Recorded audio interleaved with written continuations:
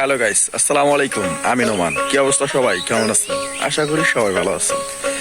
তো বিষয়টা হচ্ছে যে সকালবেলা ঘুম থেকে উঠলাম, উঠা দোকান দিকে যাচ্ছি, চিন্তা করলাম এই যে পরিবেশটা দেখছেন, এই যেটা অনেক সুন্দর লাগতেছে। মাঝ রাস্তায় দেখছেন, রাস্তাটা আঁকা বাঁকা, অনেকটা সুন্দর লাগতেছে।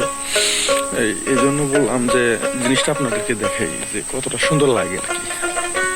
এই যে আমি যে রাস্তাটি দেখাতেছি, এই পাশে আপনার ধান ক্ষেত লাগাইছে, ধান ক্ষেত হচ্ছে আর কি বিশাল বড়।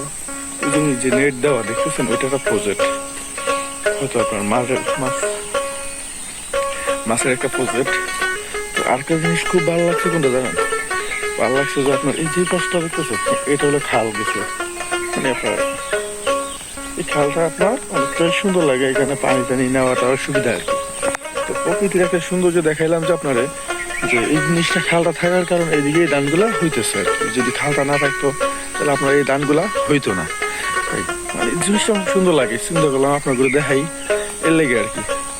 তো বিষয়টা হলো গিয়া, যদি এই খালটা না হইলে তো আপনার এই জায়গায় ধান টান করাটা অসম্ভব হয়ে যেত।